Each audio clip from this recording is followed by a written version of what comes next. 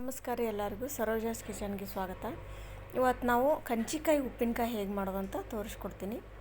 Please ನಮ್ಮ ಚಾನಲ್ನ ಯಾರು ಸಬ್ಸ್ಕ್ರೈಬ್ ಮಾಡಿಲ್ಲ ಸಬ್ಸ್ಕ್ರೈಬ್ ಮಾಡಿ ಒಂದು ಲೈಕ್ ಕೊಡಿ.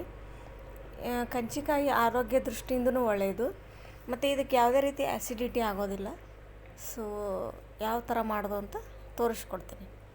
ಫಸ್ಟ್ಗೆ ನಾನಿಲ್ಲಿ 2 ಕಂಚಿಕಾಯಿನ ತೊಗೊಂಡಿದ್ದೀನಿ. ಈ ರೀತಿ ಹೆಚ್ಚಿಟ್ಕೊಂಡಿದ್ದೀನಿ. ಸ್ವಲ್ಪ ಮೀಡಿಯಮ್ ಸೈಜ್ ಚಿಕ್ಕ ಚಿಕ್ಕ ಪೀಸ್ಗಳನ್ನಾಗಿ ಈ ಥರ ತೊಗೊಂಡಿದ್ದೀನಿ. ಎರಡೂ ತೊಳೆದು ಹೆಚ್ಕೊಂಡು ಇಟ್ಕೊಂಡಿದ್ದೀನಿ. ಆಮೇಲೆ ಇದಕ್ಕೆ ರುಚಿಗೆ ತಕ್ಕಷ್ಟು ಉಪ್ಪು, ಪೆಪ್ಪರ್ ಪೌಡ್ರು, ಮೆಂತ್ಯಕಾಳು, ಖಾರ, ಸ್ವಲ್ಪ ಅರಿಶಿನ ಪುಡಿ, ಜೀರಿಗೆ, ಸಾಸಿವೆ, ಬೆಲ್ಲ ಇಷ್ಟು ಬೇಕು.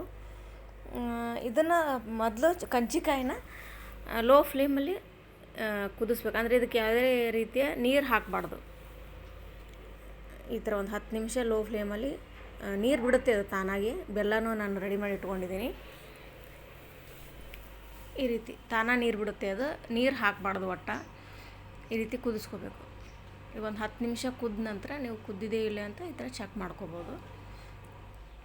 10 ನಿಮಿಷ ಕುದ್ದಾದ ನಂತರ ನಾನಿಲ್ಲಿ 2 ಕಂಚಿಕಾಯಿಗೆ 2 ಕಪ್ನಷ್ಟು ಬೆಲ್ಲ ಹಾಕ್ಕೊತಾ ಇದ್ದೀನಿ. ನಿಮಗೆ ಸಿಹಿ ಇಷ್ಟಪಡೋರು ಒಂಚೂರು ಜಾಸ್ತಿನೂ ಹಾಕ್ಕೋಬೋದು, ಏನು ತೊಂದರೆ ಇಲ್ಲ. ನಾನಿಲ್ಲಿ ಮೀಡಿಯಮ್ ತೊಗೊಂಡಿದ್ದೀವಿ. ಸೊ ಹೀಗಾಗಿ 2 ಬಟ್ಲು ಬೆಲ್ಲನ ಹಾಕಿ ಕೈ ಆಡಿಸ್ಕೋಬೇಕು. ಇದನ್ನು ನಮ್ಮ ಅತ್ತೆಯವರೇ ಮಾಡಿ ತೋರಿಸ್ತಾ ಇದ್ದಾರೆ ನಿಮಗೆ. ಸೊ ಅವ್ರು ಹಿಂದಕ್ಕೆ ಹೇಗೆ ಮಾಡ್ತಿದ್ರು ಅನ್ನೋದನ್ನು ತೋರಿಸ್ತಾ ಇದ್ದಾರೆ. ಈ ರೀತಿ ಬೆಲ್ಲ ನೀರು ಬಿಡುತ್ತೆ ಅದು. ಸೊ ನೀವು ನೀರು ಒಟ್ಟು ಹಾಕಬಾರ್ದು. ಅದು ಕುದ್ದ ನಂತರ ಈ ಥರ ಸಣ್ಣ ಒಲೆ ಅಂತೂ ಲೋ ಫ್ಲೇಮಲ್ಲೇ ಇಡಬೇಕು.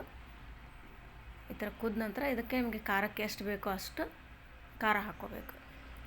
ನಾನಿಲ್ಲಿ 2 ಸ್ಪೂನ್ ಹಾಕ್ಕೊತಾ ಇದ್ದೀವಿ ನಾವು.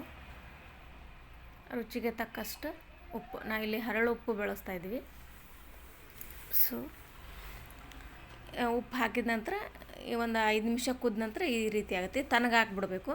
ಈ ಕಡೆ ಒಂದು ಪಾತ್ರೆಯಲ್ಲಿ ಒಗ್ಗರಣೆಗೆ ಎಣ್ಣೆ, ಸಾಸಿವೆ, ಜೀರಿಗೆ, ಸಾಸಿವೆ ನಿಮ್ಮ ಆಪ್ಷನ್ನು, ಮೆಂತ್ಯಕಾಳು, ಬೆಳ್ಳುಳ್ಳಿ, ಸ್ವಲ್ಪ ಅರಿಶಿನ ಹಾಕಿ ಇದು ತಣ್ಣಗಾದ ನಂತರ ಈ ಒಗ್ಗರಣೆ ಅದಕ್ಕೆ ಸೇರಿಸ್ಕೋಬೇಕು.